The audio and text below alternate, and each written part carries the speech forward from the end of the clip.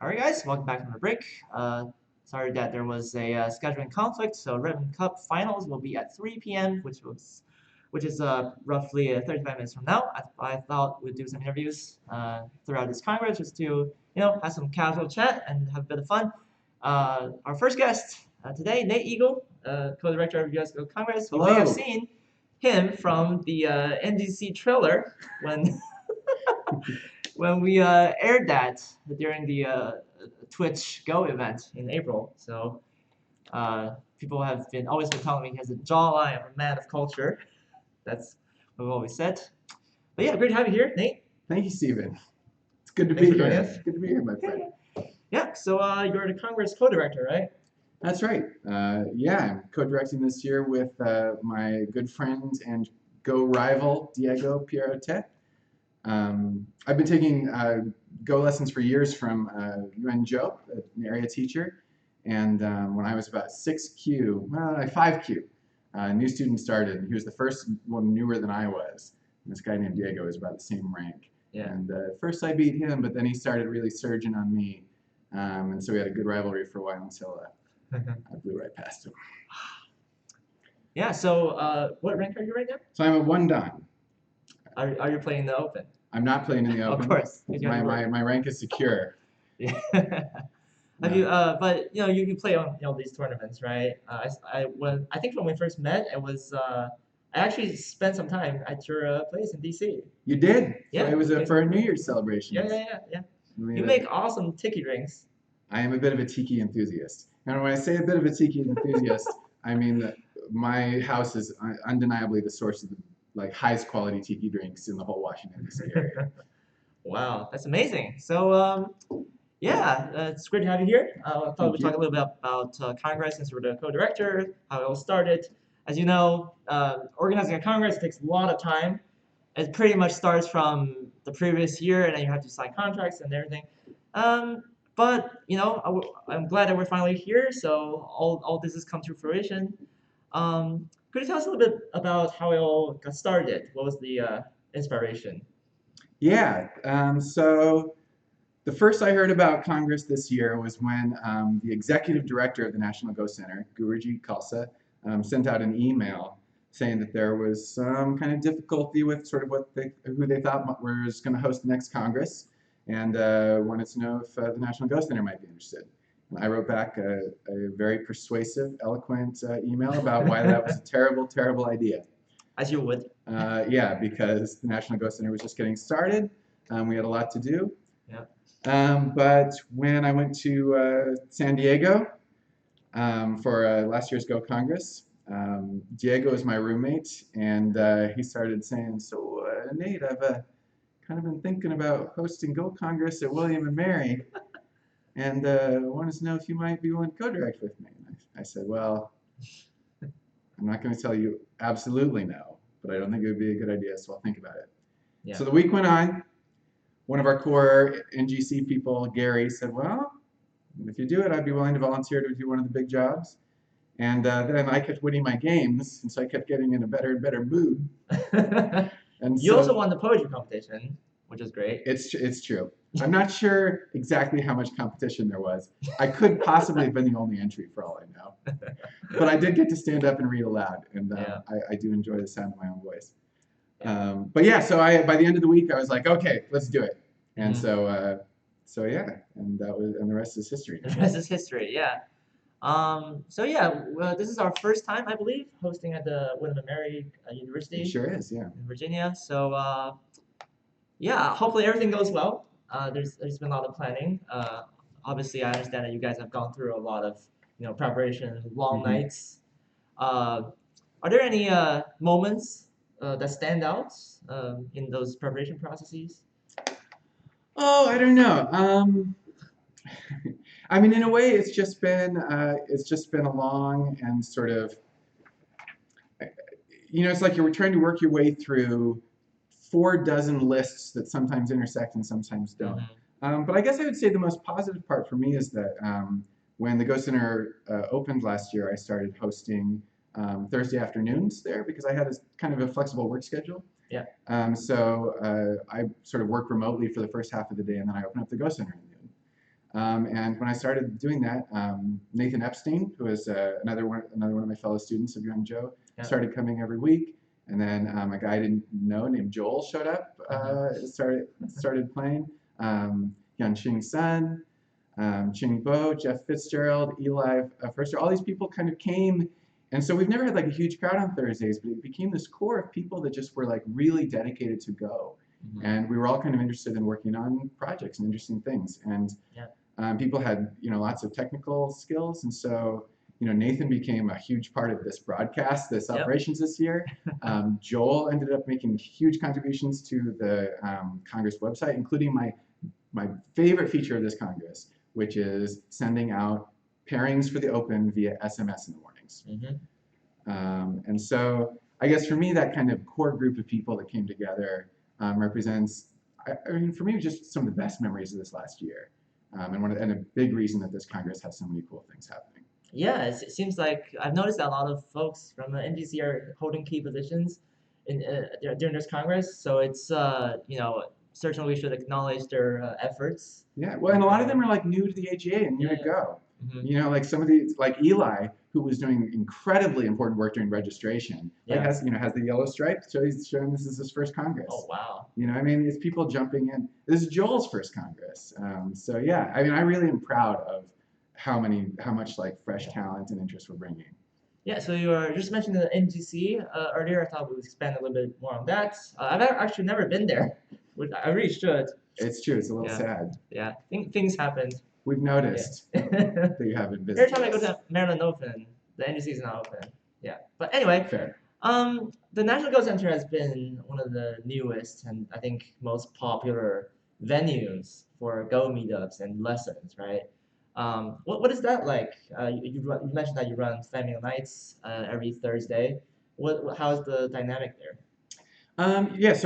So Thursdays are like are just open hours, and then my family Go stuff is on Saturday afternoons.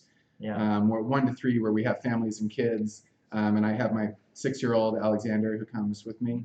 I remember him. Yeah, so he's growing up. He's doing jujitsu for an hour before family Go. And then we spend 3 hours playing Go and Othello and stuff like that. It has been an interesting year. And I would say we are very much building a community. We are not there yet where we have crowds for all our evenings and things like that. We are developing our practices, developing our technology. And to be honest, it's taken a little bit of a hit this year as we funneled a lot of that effort into Go Congress. But my hope is that we have developed a huge amount of sort of teamwork and momentum coming out of this that will then be able to redirect to that. But it is an incredible luxury to have that space. Yeah, imagine. You guys have tournaments and various types of events. Yeah, and it's a great tournament space. Yeah, and UNJO has started holding his monthly workshops there. Eric Louis held a very successful monthly workshop there this year. So yeah, stuff is going on, and there's a ton of potential there. It's right on the red line on the Tenleytown Metro stop. So yeah, it's it has a lot of potential, and so now we have to see how we can build it. Yeah, that's great to hear. There are a few places it reminds me of a few places in the U.S. Yeah, Go Center, Boston community. So it's great to see people come together of people of various talents and then contributing towards a greater event like this, U.S. Go Congress. Well, if you don't mind me adding, I guess I would say I really see some of the key stuff that we can add being things that can benefit the whole English-speaking Go community. Or indeed the worldwide Go community. Because we have a lot of tech talent at the National Go Center. A lot of people who are developers, technicians. And so we really want to help contribute to projects that are going to be useful for everybody. I'm friends with a bunch of the Boston folks. They're contributing a lot to this year's Go Congress. And then I also just had a conversation with one of the guys who's running next year's Go Congress, who wants to talk about how to continue on using some of the tech we're using. Yeah. So I'm really hoping that we can be sort of part of a hub of cooperation for a lot of the things we're doing there. Yeah, I was walking around, and personally I was involved in the 2016 Congress and last year's Congress as well. So it's all old friends coming together. So yeah, you're connecting really well with, for example, the folks from the Boston Congress who did a really great job, and obviously people Yeah, the like Boston Congress Ted, is great. who Mhm. ran the San Diego Congress. Mhm. So yeah, it's great to see that the hub of friendship and of course hard work because normally we get hundreds of people coming in. That must be a tough job. It is a remarkably difficult job, actually. And I think it went pretty well, all things considered, for us. So far. Well, I mean, just the bringing people in. Uh-huh. Now that people are in, there are different issues. But the thing is, so many people came in just like ready to fill vital spots and work. And I tell you, I've never been more grateful for people than I was yesterday. And so it's like, as director, it's like you're kind of tasked with trying to maintain some order, but all you see around you are people like working hard to solve problems and make a good experience. So I kind of feel, I don't know, kind of a glow of gratitude right now, to be honest. Yeah, it certainly must feel different to experience Congress as a director. Yeah. It's different from just being a player. Yeah. Yeah. So, are there any particular events at US Go Congress that you want to recommend to folks attending right now, or the people who are watching this who might want to join Congress in the future? Yeah, well, I mean, if you're going to give me the chance to plug someone, I have to say, I mean, it was a point of pride for me to be able to invite Yuan Zhou to give a couple lectures this Congress as an invited guest. He's not a pro, he's a very strong American player, but he's famous for a lot of books in English, especially, and books that are especially accessible to double-digit Q players. I mean, for me, I started taking lessons from him about 6 months after I started playing Go.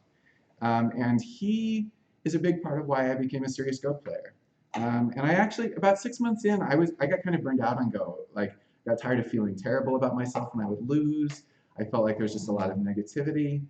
And I kind of told him about it. Like, well, it was like, he was like, oh, you're going to go to this tournament? And I said, I don't know. And I explained how I was feeling to him. And he said, well, yes, friendship is important in Go too. Yeah. And it's not just about winning and losing. Right. It's about finding a place where you can, feel welcome. And for me, he is really the core of that. And he is a teacher who has helped me see the beauty of Go, the importance of the network of friendship within the Go community. And I'm just really proud that he's to have him teaching a little bit at this Congress. So I'm hoping a bunch of people show up because his presentation of pro games is awesome. It's like the best sporting event you could possibly attend.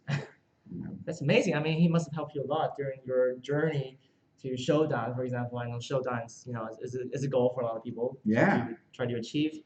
I mean, you've certainly done that. So congratulations, you're part of the club. Thank you. Thank you. Is there anything besides taking lessons with Guangzhou that you use every day to improve your game? I mean, sometimes you must be doing like reviews and kibitzing here and there. Steven, it's funny you should mention all those keywords. Yeah. So I love reviewing games. I love getting games reviewed. Sorry, I apologize. It was very graceful. So I built a tool a couple of years ago to help with this very problem called Go Kibitz. It was because I had this friend, Ben Hong. Some of you watching might still know his blog. He hasn't published in a while, but it was Ben Goes In. Oh yeah, I've heard of his blog. Yeah, he was really great. He would always publish these really detailed reviews of his own games. And it was kind of cool because he was just a single-digit Q player like the rest of us. Right. So it wasn't like he had like tons of expertise, but he would really like be thoughtful about his own games, and it was great to read. But then if you wanted to comment on a specific move, you had to be like, oh, I'm not sure about white 131. What did you think about that there? Maybe you should have done. And following that kind of comment was impossible. Right. So I wanted to make an app where you could have comment threads on moves, So I made Go Kibitz, which is a free app available for all. It's GoKibitz.com. That's right. And I'm very happy to say that even though I haven't been able to do much active development on it for the last year or two, there's like a core community there of people who are incredibly generous about their reviews. Like if you post a game on there, you're likely to get people without prompting going through your game and giving you tips and offering up variations and things like that. I mean, there's a guy named Tuerda there who's been an incredibly prolific commentator. Oh, really? I haven't been following.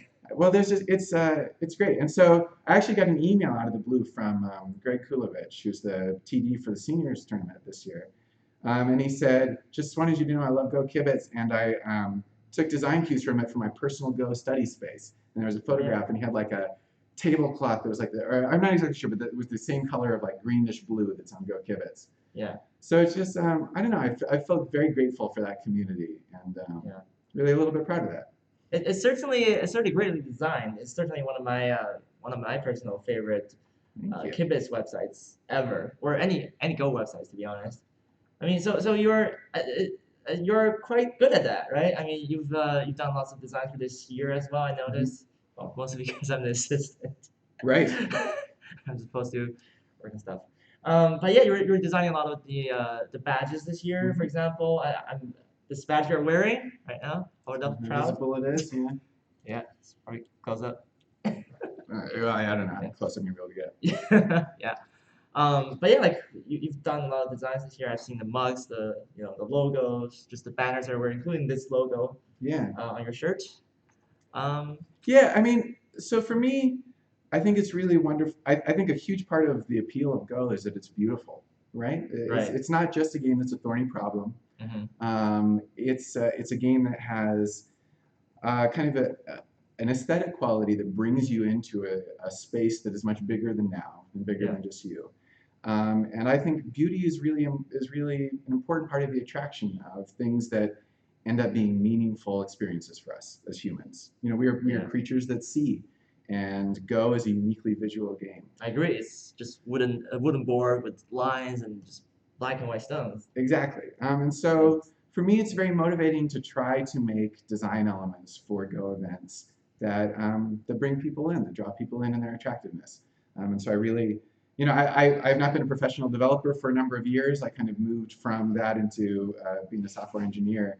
But I still really like to try to, just try to make an effort to make things that just like make people want to be part of something, you know, and then as people keep them for years afterward, hopefully they really come to love it as a thing that brings back, really warm memories. So, I'm not going to claim to be the greatest designer in the world, but I have tried to put a lot of love into this year's, visual experience. Yeah, there must have been a lot of effort just putting, for example, with this badge. We've talked a lot about how to the size, how to make the font big, and so I noticed that your theme this year is the Colonial Go Congress. That's right. Right, because Williamsburg is historically important in the history of the U.S. So, did you draw all these images yourself? No, I mean the very first thing I did when I agreed to help direct this Congress was start doing Google image searches on colonial woodcuts, colonial imagery, and just started finding like all of the stuff I could find to give me a feel for what kind of art there was in like colonial America. And so I purchased a few typefaces that were in common use in colonial America. I bought several clip art collections. And then a few things I found that had, had rights granted. And then basically I brought those into Illustrator and started hacking them up and making them my own. So like the Congress logo, like the eagle and shield, I didn't draw by myself, but then I cut out the middle of the shield and put a Go board in there that I drew. And that's taken from a game by Honinbo Dosaku, actually. That was in the late 1700s. Nice. So about the same time period. So I'm not an illustrator. I would love to be an illustrator. I'm more a person who can bring stuff into Adobe and then hack on it a lot. Yeah. I mean, I also love the pineapple. Right? Thank you. A symbol of hospitality. Pineapple's rare, valuable, and an incredible sign, a sign of how much you value the people you would serve it to in colonial America. Yeah, so that's great. I haven't got my goodie bag yet. I really should. But yeah, great designs. Great Congress so far. So this is only the first day. I hope a lot more things good things will come to us. For example, we have a Red and Cup commentary just starting in about 15 minutes or so. We will show you the live game and then we'll join you with the commentary from Eric Lee, one of professional, and the legendary Keith Arnold. It'll be a very fun stream. But just for now, I want to thank you, Nate, for coming on and talking about your experiences. Stephen, it's been a pleasure. You're welcome for the talk.